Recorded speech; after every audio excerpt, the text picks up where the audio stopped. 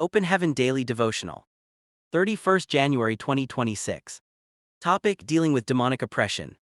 Memory verse. And I delivered you out of the hand of the Egyptians and out of the hand of all that oppressed you and drave them out from before you and gave you their land. Judges 6:9 KJV. Read Exodus 1:7-14 KJV. 7 And the children of Israel were fruitful and increased abundantly and multiplied and waxed exceeding mighty, and the land was filled with them. 8 Now there arose up a new king over Egypt, which knew not Joseph. 9 And he said unto his people, Behold, the people of the children of Israel are more and mightier than we. 10 Come on, let us deal wisely with them, lest they multiply, and it come to pass that, when there falleth out any war, they join also unto our enemies and fight against us, and so get them up out of the land. 11 Therefore they did set over them taskmasters to afflict them with their burdens, and they built for Pharaoh treasure cities, Pithom and Ramses. 12 But the more they afflicted them, the more they multiplied and grew, and they were grieved because of the children of Israel.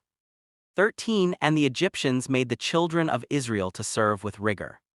14 And they made their lives bitter with hard bondage in mortar and in brick, and in all manner of service in the field. All their service wherein they made them serve was with rigor. Message. Deliverance is not only for those who are raving mad or evidently possessed by demons. A person can be under the influence of demonic forces and still look normal. In Mark 1:23-27, a man went into the synagogue with an unclean spirit. He probably looked normal until Jesus showed up. On seeing Jesus, the demon inside him began to manifest itself, and Jesus eventually evicted it from its host. I decree that any demonic force that might be disturbing you will be evicted today, in Jesus' name. The devil and his demons disturb people in different ways, one of which is through oppression. A lady once said that she always felt like she was carrying something invisible that was as heavy as a bag of rice on her head until God intervened. That is an example of oppression. To oppress is to prevent someone or something from rising. It also means to prevent someone or something from increasing. Even ministers of God can be under the devil's oppression. In such cases, such ministers might preach excellently, fast regularly, pray fervently, and study the Bible diligently, but their ministries will remain stagnant. However, when God's deliverance comes, their efforts will begin to yield great results. In today's Bible reading, Pharaoh commanded his people to deal wisely with the Israelites because he didn't want them to increase. He oppressed them in different ways to prevent them from rising. Many years ago, a young man's head of department, Hod, decided to prevent him from being promoted.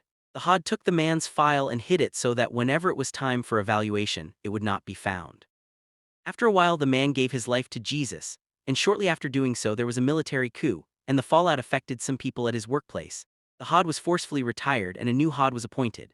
When the new Hod decided to go through the files of everyone in the department, he noticed that the man's file was missing and ordered a thorough search.